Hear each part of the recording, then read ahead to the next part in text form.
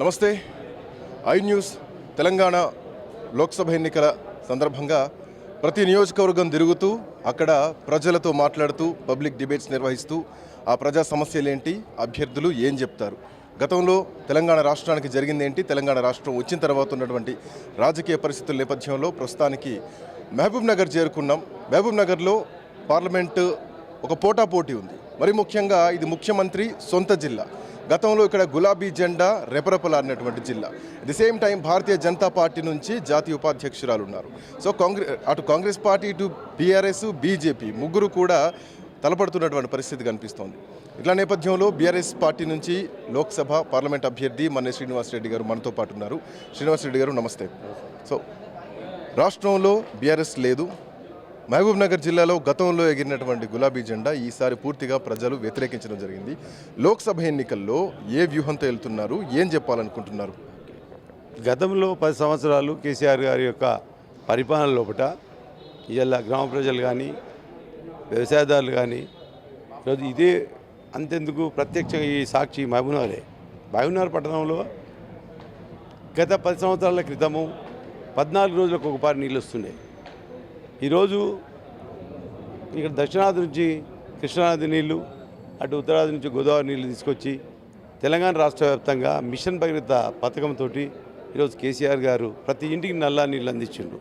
అదేవిధంగా ఇలా రైతులకు 24 గంటల కరెంట్ ఇచ్చి, పెట్టుబడిగా రైతు బంధు ఇచ్చి, అదేవిధంగా ఏదైనా చిన్న చిన్న యాక్సిడెంట్ల వలన రైతులు చనిపోతే వాళ్లకు ఇమీడియట్గా ఒక 10 రోజుల లోపలనే వచ్చే విధంగా డబ్బులు వచ్చే విధంగా ఇన్సూరెన్స్ తోటి ప్రీమియమ్స్ డైరెక్ట్ ప్రభుత్వమే కట్టి ఈరోజు రైతులను ఆ విధంగా ఆదుకున్న కేసీఆర్ గారు 10 సంవత్సరాలు ఒక అద్భుతమైన పరిపాలన పాలించిండు. ఈరోజు అటు కాళేశ్వరం ప్రాజెక్టు కానీ, ఇక్కడ పాలమూరు రంగారెడ్డి ప్రాజెక్టు కానీ కట్టించి ఈరోజు లిఫ్ట్ ఇరిగేషన్ ద్వారా నీళ్లు ఇచ్చి రైతులకు అందుబాటులో ఉండే విధంగా కరెంటు కానీ నీళ్ళు కానీ ఇచ్చి ఈరోజు గతంలో కేవలం ఏదో చెర్ల కింద ఒడ్లు పండుతుండే, ఈరోజు ఎటు చూసినా ఎక్కడ పొలాలు చూసినా ఇలా ఆంధ్రాతో 2 పంటలు పండిస్తూ ఈరోజు కేవలం ఉమ్మడి ఆంధ్రప్రదేశ్లో కేవలం 63 లక్షల మెట్రిక్ టన్నుల పంట ఉన్న సామర్థ్యాన్ని ఈరోజు కేసీఆర్ గారు వచ్చిన తర్వాత ఈ 10 ఏళ్లలో సంవత్సరానికి దాదాపు 3 కోట్ల మెట్రిక్ టన్నుల వరకు తీసుకొచ్చిన ఘనత కేసీఆర్ గారిది. ఈరోజు ప్రజలు అనుభవించిండ్రు. ఏదో చిన్న చిన్న పొరపాట్ల వలన ఏదో మార్పు కోరుకున్నారు, ఏదో ఈరోజు అసెంబ్లీ ఎన్నికల్లో కాంగ్రెస్ ప్రభుత్వం వచ్చింది, లేనిపోని హామీలు ఇచ్చి అమలు కాని హామీలు ఇచ్చి ఈరోజు కాంగ్రెస్ ప్రభుత్వం వచ్చినప్పుడు ఏదైతే పథకాలు ఇచ్చినా వాటిని అమలు చేయాలి. కానీ అనవసరంగా లేనిపోని అబాండాలు మా కేసీఆర్ గారిని ఒక వయసు తేడా తారతమ్యం లేకుండా ఈరోజు మాటలు మాట్లాడుతున్నారు. ఈరోజు ప్రజలంతా రాష్ట్ర వ్యాప్తంగా గమనిస్తున్నారు. గతంలో కేసీఆర్ గారి యొక్క పరిపాలన ఏ విధంగా ఉంటుండే, మనకి ఈరోజు స్పెషల్గా రైతులు చాలా సుఖ సంతోషాలతో పాటు కరెంటు విషయంలో కానీ, నీళ్ళ విషయంలో కానీ పంటలు పండించి ₹1 ఖర్చు లేకుండా ప్రభుత్వమే కొని, అదేవిధంగా ఇటు ప్రభుత్వం ఈరోజు పండించిన పంటల డబ్బులు, అటు రైతు బంధు రావడం, ప్రభుత్వం ఇవాళ రైతులు ప్రతి ఒక్కరు ఇవాళ ధనికులైనరు, లక్షాధికారులు అయినరు. కమింగ్ టు పాలమూరు రంగారెడ్డి, మీరన్న వర్షనే ఎన్నికల వరకు కూడా దాన్ని పెండింగ్లో పెట్టారు. ఇప్పుడు పూర్తి స్థాయిలో మేము చేస్తాం, పాలమూరుకు నీళ్ళ తడి మేము తీసుకొస్తామంటూ కాంగ్రెస్ పార్టీ నాయకులు చెప్తున్నారు. మరొక వైపు పోటాపోటీ చూస్తే అటు భారతీయ జనతా పార్టీ, కాంగ్రెస్ పార్టీ మధ్యలోనే ఉందనుకోవాలా. దీంట్లో బీఆర్ఎస్ స్థానం ఎక్కడుంది? కేసీఆర్ బస్సు యాత్ర చేసి మళ్ళీ ప్రజల్లోకి వస్తే ఏమైనా కొంత చేంజెస్ కనిపిస్తాయి అనుకుంటున్నారు? ఈరోజు తెలంగాణ లోపల ప్రత్యేకంగా కేసీఆర్ గారు వచ్చినప్పటి నుంచి ఏం పనులు జరిగింది అనేది ప్రజలు గమనిస్తున్నారు. ఈరోజు 75 స్వాతంత్రం వచ్చి 75 సంవత్సరాలు అవుతున్నది. ప్రత్యేకంగా తెలంగాణకు కాంగ్రెస్ వాళ్ళు ఏం చేసిండ్రో చూపించాలి. ఈరోజు చేసిందంతా ఇలా ఏ అభివృద్ధి చేసినా ఆంధ్రకే వెళ్ళిపోయింది, తెలంగాణకి ఏం లేదు. అది కాంగ్రెస్ యొక్క ఘనత. కేసీఆర్ గారు వచ్చినాక ఈరోజు లిఫ్ట్ ఇరిగేషన్ ద్వారా ఈరోజు అటు కాళేశ్వరం కానీ, ఇటు పాలమూరు రంగారెడ్డి కానీ తీసుకొచ్చి ఈరోజు కొన్ని రోజుల్లో దాదాపు 90% కంప్లీట్ అయింది ఇవాళ పాలమూరు రంగారెడ్డి. అదేవిధంగా కాళేశ్వరం ప్రాజెక్టు కూడా ఇది దాదాపు 100% కంప్లీట్ అయిన పరిస్థితి. ఏదో చిన్న చిన్న యాక్సిడెంట్స్ వలన చిన్న చిన్న లోపాలు జరగవచ్చు, అది దురదృష్టవశాత్తు అది కావచ్చు. కానీ కొన్ని లక్షల ఎకరాలకు నీళ్ళు ఇచ్చింది అక్కడ. ఈ విధంగా ఈరోజు తెలంగాణ అభివృద్ధి చెందింది. అదేవిధంగా ఇవాళ బీజేపీ చూస్తున్నాం కదా, బీజేపీ ఏం చేసిందే ఇది లేదు. ఈరోజు 2 కోట్ల ఉద్యోగాలు ఇస్తామని చెప్పింది, దేశవ్యాప్తంగా. మరి ఎక్కడున్నాయి 10 సంవత్సరాలకి ఇవాళ 20 కోట్ల ఉద్యోగాలు రావాలి. మోడీ 2 కోట్ల ఉద్యోగాలు ఇస్తా అన్నప్పుడు కేసీఆర్ కూడా నిరుద్యోగులకు నిరుద్యోగ భృతి ఇస్తామన్నారు, ఉద్యోగ కల్పన చేస్తామన్నారు, నోటిఫికేషన్లు కూడా ఇవ్వలేకపోయారు కదా. సో ఈ వ్యతిరేకతే ఈరోజు బీఆర్ఎస్ పార్టీని జిల్లాలో కూడా లేవడానికి కారణం అనుకో. ఈరోజు ఈ ఇన్ఫర్మేషన్ టెక్నాలజీ డెవలప్మెంట్ అయిన తర్వాత ప్రభుత్వ ఉద్యోగాలు అంత ఎక్కువ లేకుండా ఐటీ పార్క్ ఏదైతే ఇండస్ట్రీస్, ఇంకోటి మన ఐటీ పార్క్ ఇండస్ట్రీస్ ఏర్పాటు చేసి సాఫ్ట్వేర్ కంపెనీస్ ఏర్పాటు చేసి ఈరోజు దాదాపు లక్షల ఉద్యోగాలు ఇచ్చిండ్రు మన తెలంగాణ ప్రభుత్వంలో. అది గమనించుకోవాలి. దీనికి ఇలా కేంద్ర ప్రభుత్వము 2 కోట్ల ఉద్యోగాలు ఇస్తున్నది. మరి ఏమైంది? ఇలా దేశవ్యాప్తంగా పరిపాలించే ఈరోజు ఇంత పెద్ద గొప్ప మాటలు చెప్పుకున్న కేంద్ర ప్రభుత్వం యొక్క ఈ అమలు ఎక్కడ ఉన్నదో ఆలోచించుకోండి. మరి 2 కోట్ల ఉద్యోగాలు ఎక్కడ పోయినాయి? మరి 20 కోట్ల ఉద్యోగాలు ఇవ్వాలి కదా, ఎక్కడ ఉన్నాయి? అదేవిధంగా నల్లధనాన్ని తీసుకొచ్చి ఒక్కొక్క రైతుకు ఒక్కో బిధవానికి 15 లక్షల రూపాయలు ఇస్తామన్నది. అది నిజమా కాదా? ఈరోజు ఒక్క బిధవానికన్నా ఇచ్చిందా? ఇలా మా కేసీఆర్ గారు దళిత బంధు ప్రకటించి 1,000 మందికి ఇచ్చిండు. అరే అదేవిధంగా ఏదైతే ప్రభుత్వం పోయే ముందు దాదాపు 1,03,000 మందికి ప్రొసీడింగ్స్ కూడా ఇవ్వడం జరిగింది. అదే ఇవాళ కాంగ్రెస్ ప్రభుత్వం ఏం మాట్లాడింది? 12 లక్షలు మేము దళిత మంది ఇస్తామన్నది. కానీ ఊసేలేదు ఇప్పటికీ. ఎలాంటి చిన్న చిన్న పథకాలు ఇవాళ ఆడపిల్లలకు, పెళ్ళయ్యే పిల్లలకు అయితే షాదీ ముబారక్ కళ్యాణ లక్ష్మి ఉన్నదో దాంతోపాటు తులం బంగారం ఇస్తామన్నది. కాంగ్రెస్ ప్రభుత్వం యొక్క ఆలోచన ఎక్కడుంది? బీజేపీ ఎక్కడుంది? కేసీఆర్ గారు చేసినాయి ప్రత్యక్షంగా మనకు కనిపిస్తున్నాయి. మనం దాన్ని అనుభవించినాము. ప్రతి ఒక్క పథకం కూడా ఈరోజు చిన్న కడుపులో పూడిన పాప నుంచి కాడికి వెళ్ళి ఈరోజు మహిళలను ఈరోజు వాళ్ళు గర్భిణి దాల్చినప్పటి నుంచి ఈరోజు వాళ్లకు అన్ని విధాలుగా హాస్పిటల్లో చూపించి వాళ్ళు కన్నప్పుడు ఆడబిడ్డ ఉడితే 13,000, మగబిడ్డ ఉడితే 12,000 ఇచ్చి వాళ్ళని అన్ని విధాలుగా కేసీఆర్ కిట్ ఇచ్చి కాన్పుమైనంత వరకు చేసి వాళ్ళ ఇంటికాడ ముట్టించేంత వరకు బాధ్యత తీసుకున్న ప్రభుత్వం కేసీఆర్ గారు. ఎందుకు ఇన్ని బాధ్యతలు తీసుకున్నా కూడా ప్రజలు వ్యతిరేకించడానికి కారణం ఏంటి అంటే పార్టీ నాయకులు ఏం చెప్తారు? కారణాలు అస్సలు లేవు. ప్రతి ఒక్కరూ కేసీఆర్ గారే వస్తాడు. ఖచ్చితంగా ఏ ఇండస్ట్రీస్ని అడిగినా, ఏ మామూలు బీదోని అడిగినా, ఎవరిని అడిగినా 100% కేసీఆర్ గారే ఉంటాడు. ముఖ్యమంత్రిగా కేసీఆర్ను ప్రజలు యాక్సెప్ట్ చేస్తున్నారు. బట్ జిల్లా నాయకత్వం ఎవరైతే ఉన్నారో కింది నాయకత్వం మాత్రం వాళ్ళపైన వ్యతిరేకత బాగా పెరిగింది. కాబట్టి ఈరోజు జిల్లాలో నాయకత్వం కనీసం ఒక్కటి స్థానంలో గెలవలేని పరిస్థితిలో ఉందనుకోవాలి. అది ఇవాళ కేసీఆర్ గారే ముఖ్యమంత్రి అవుతారని చెప్పి ప్రతి ఒక్కరు అనుకున్నాడు. ఇక్కడ చిన్న చిన్న పొరపాట్ల వలన ఏదైతే సెకండ్ క్యాడర్ లీడర్స్ ఉంటారో వాళ్ళ యొక్క పరిపాలన పోరాటం లోపల చిన్న చిన్న అవకతవకలు వచ్చి వాళ్ళు ఈ విధంగా ఏదైతే ఒక్కరిని మనము ఓడిపోగొట్టుకుంటే, మన ఎమ్మెల్యేని ఓడిపోగొట్టుకుంటే ఎట్లయినా కేసీఆర్ గారే ఉంటాడు. ఒక్కపోతే పోతేమైంది. ఆ విధంగా రాజుగారి ఏదైతే పూర్వకాలం మీద పాలు పోయమంటే ఒక్క నీళ్ళు వస్తానట్లు అందరు నీళ్ళే పోసినట్లు అయిపోయింది వ్యవస్థ. ఆ విధంగా ఇవాళ కేసీఆర్ గారు ఓడడం జరిగింది.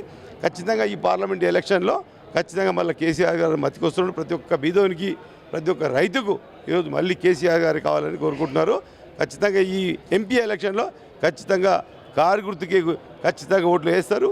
ఖచ్చితంగా బీఆర్ఎస్ ఎంపీలే మళ్ళీ గెలుస్తారు. పార్టీ నిర్మాణం పైన కేసీఆర్ దృష్టి పెట్టలేదు గతంలో. అందుకే కేశవరావు లాంటి బడా నాయకత్వం మొత్తం కూడా పార్టీని వదిలి వెళ్తున్నారు. ఇప్పుడు అవకాశవాదులు చాలా మంది ఉంటారు. ఇట్లా వాళ్ళు ప్రాయచిత్తం కలుగుతుంది. ఖచ్చితంగా వచ్చే ఎలక్షన్లో వాళ్ళకి అర్థమైపోతుంది. సో పార్టీ నిర్మాణంలో లోపం లేదు, వాళ్ళ అవకాశాల కోసం, రాజకీయాల కోసం పక్కదారి పడుతుంది. అంతే ఖచ్చితంగా అది ఆ విషయము 100% ప్రజలు గమనిస్తున్నారు. నేనే కాదు, ప్రజలందరూ గమనిస్తున్నారు. ఈ అవకాశవాదులకు ఈరోజు ఎంతో చూస్తున్నాం. ఎమ్మెల్యేగా గెలిచి వాళ్ళు ఏదో విధంగా దురాశ, మరి వాళ్ళ వ్యక్తిగత విషయాలు అవన్నీ. మేము మాత్రం ఖచ్చితంగా మా కేసీఆర్ గారు 2019లో మాకు టికెట్ ఇచ్చిండు. మళ్ళీ ఆయన ఓడిపోయినా కూడా ఇటువంటి దురదృష్టకరమైన విషయాల్లో మేము విడిపోవద్దు, కేసీఆర్తో పాటు ఉంటామని కోరుకుంటూ సెలవు. మహబూబ్ నగర్లో అటు బీఆర్ఎస్, అటు బీజేపీ, ఇటు కాంగ్రెస్ పార్టీ పోటాపోటీగా ఉన్నాయి. బీఆర్ఎస్ పార్టీ పోటీలో గట్టిగా పోటీ ఇస్తోందా, లేదంటే స్థానబలం కోసం కొట్లాడుతోందంటే ఏం చెప్తారు?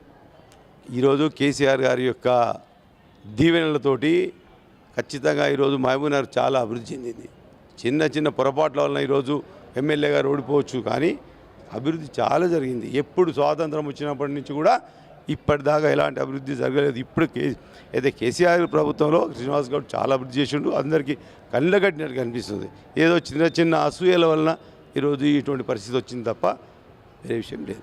గతంలో కాంగ్రెస్ పార్టీ గాలి వీచింది, ఇప్పుడు మోడీ గాలి వీస్తోంది అని భారతీయ జనతా పార్టీ ఉంటుంటే, కాంగ్రెస్ పార్టీ అప్పుడు గాలి వీస్తే ఇప్పుడు సుడిగాలి వీస్తోందని మాట్లాడుతున్నారు. సో ఈ సుడిగాలికి, అటు మోడీ గాలికి బీఆర్ఎస్ పార్టీ నుంచి మీరేం సవాల్ ఇస్తారు? బీఆర్ఎస్ పార్టీ అని ఒక ఒరిజినాలిటీ అనేది ఉంది. ఎందుకంటే కొట్లాడి తెచ్చుకున్న పార్టీ, మన తెలంగాణ ప్రజల కొరకు తెచ్చుకున్న పార్టీ ఒక రాజకీయ పార్టీ కాదు. ఇది ఒక విప్లవ పార్టీ, విప్లవ నాయకుడు కేసీఆర్ గారు ప్రజల యొక్క సమస్యలను ఈరోజు ఈ ఆత్మహత్యలు చేసుకున్న ఈ తెలంగాణ ప్రజలకు, రైతులకు కరెంటు లేక, నీళ్లు లేక, గతంలో కరెంటు పెట్టడానికి పోయి అక్కడనే పాము గారి వచ్చి చనిపోయిన పరిస్థితులు ఉన్నాయి. అటువంటి దురదృష్టమైన పరిస్థితులు కూడా ఈరోజు తెలంగాణ తెచ్చుకున్న గనుడు కేసీఆర్ గారు. అటువంటి ఈరోజు తెలంగాణ పైన హృదయం ఉన్న నాయకుడు కేసీఆర్ గారు. వాళ్ళు వచ్చింది గాలి వచ్చింది కాదు. ఈరోజు అక్షంతలు పంపించి బీజేపీ వాళ్ళు ఓట్లాడుతున్నారు ఒక సినిమా చూసి. మరి ప్రజలకు ఇలా అన్నం పెట్టే నాయకుడు ఇలా కేసీఆర్ గారు 3 లక్షల కోట్ల మెట్రిక్ టన్నులు తీసుకొచ్చి ఇలా దేశానికి అన్నం పెడుతున్నాడు.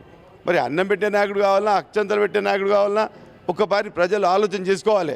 ఈరోజు యువత బీజేపీ అంటున్నారు, మరి ఏం చేసిందో మాకు చెప్పాలి. ఏ ఉద్యోగాలు ఇచ్చిందా, లేకపోతే 15 లక్షల రూపాయలు ప్రతి ఒక్క అకౌంట్కి, బీదవాని అకౌంట్కి వేసిందా? ఏం చేసింది? గతంలో 2019 ఏమో సర్జికల్ స్ట్రైక్, ఏదో పుల్వామా అయినా అటాక్ చేసి అభినవ్ను అరెస్ట్ చేసి ఏదో పెద్ద సృష్టించి ఇలా సోషల్ మీడియాలో స్ప్రెడ్ చేసి అప్పుడు ఓటు దండుకున్నారు. ఇప్పుడు అక్షంతలు దేవుని చూపించి ఓట్లు అడుకున్నారు. ప్రజలకు ఏం చేసిందో చెప్పమని చెప్పారు.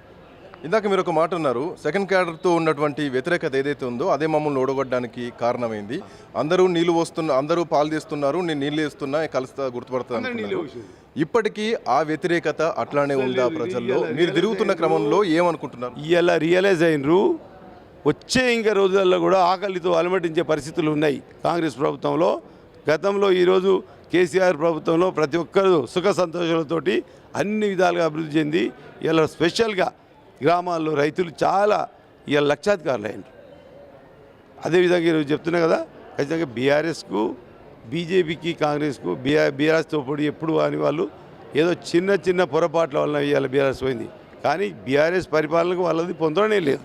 ఎందుకంటే ఈరోజు దేశంలో వివిధ నదుల నుంచి సముద్రంలో కలిసిపోయే నీరును కూడా దాదాపు 70,000 టీఎంసీల నీరును ఈరోజు మన కేసీఆర్ గారు ఏదైతే బీఆర్ఎస్ పార్టీ పెట్టిన తర్వాత వృధా అయిపోయే నీళ్లను కూడా మన తెలంగాణలో ఏ విధంగా లిఫ్ట్ ఇరిగేషన్ చేస్తున్నామో దేశవ్యాప్తంగా కూడా ఆ విధంగా లిఫ్ట్ ఇరిగేషన్ చేసి ప్రజలకు, వ్యవసాయానికి మంచి నీరు త్రాగునీరు కానీ, వ్యవసాయానికి నీరు కానీ, పరిశ్రమలకు నీరు కానీ చేసి ఆలోచన చేసిన నాయకుడు మన కేసీఆర్ గారు. చివరి ఒకటి చెప్పండి, అటు ముఖ్యమంత్రి సొంత జిల్లా, ఈ జిల్లా నుంచి ముఖ్యమంత్రి ప్రాతినిధ్యం వహిస్తున్నారు. ఇంకోవైపు మాజీ మంత్రి డీకే అరుణ జాతీయ ఉపాధ్యక్షురాలు. బీఆర్ఎస్ పార్టీకి ప్రధానమైన పోటీ ఇద్దరిలో ఎవరితో అంటే? ఇద్దరు లేరు. నేను ఇక్కడ లోకల్, నేను ప్రాంతీయతత్వం ఇక్కడే మా మహబూబ్ నగర్, ఈ నుంచి మా ఊరు 20 కిలోమీటర్ల దూరము. వాళ్ళు ఒకరు గద్వాల, ఒకరు కల్వకుర్తి వాళ్ళు. అందుకొరకు ఖచ్చితంగా నన్ను ప్రాంతీయ పార్టీ మనకు అందుబాటులో ఉండే నాయకుడు శ్రీనివాసరెడ్డి గారు అని చెప్పి ఖచ్చితంగా నాతో పాటు ఉంటారు. నేను ఎవరికి వచ్చినా సాయం చేస్తాను. నేను ఎవరికి ఏ ఉద్యోగం కావాలన్నా ఇప్పించుకుంటూ వచ్చినా. ఈరోజు బీజేపీ ప్రభుత్వం 2,002 కోట్ల ఉద్యోగాలు ప్రకటించి ఇంతవరకు కేంద్ర ప్రభుత్వమే ఒక్క ఉద్యోగం కూడా ఇవ్వలేకపోయింది. ఇలా మా ఫ్యాక్టరీ, మా కంపెనీస్ ద్వారా నేను ఎంపీ అయిన తర్వాత కనీసం 4-5 వేల మంది ఉద్యోగాలకు ఇప్పించిన. అదేవిధంగా నాతో పోటీ పడే వాళ్ళకు ఇదే లేదు. వాళ్ళకు నాకు చాలా తేడా. Thank you and all the best. So మొత్తానికి మహబూబ్ నగర్ పార్లమెంటరీ స్థానం నుంచి బీఆర్ఎస్ పార్టీ తరపున బరిలో ఉన్నటువంటి మన శ్రీనివాసరెడ్డి గెలుపు ధీమాను వ్యక్తం చేస్తున్నారు. మాకు బీజేపీ పోటీ కాదు, మాకు కాంగ్రెస్ పోటీ కాదు, ప్రజల్లో మాకు సెంటిమెంట్ ఉంది. గతంలో అంటే దారి తప్పి ఆ గాలికి కాంగ్రెస్ పార్టీకి ఓటు వేసిన ప్రజలు ఈరోజు రియలైజ్ అవుతున్నారు. ఖచ్చితంగా ఉద్యమ నాయకుడు కేసీఆర్ వెంటే ఉంటారు ప్రజలు అంటూ కూడా ఆయన ధీమా వ్యక్తం చేస్తున్నారు. Let's see. కెమెరామెన్ ప్రేమ్ సాగర్తో Srikanth, I News, Mahabubnagar జిల్లా.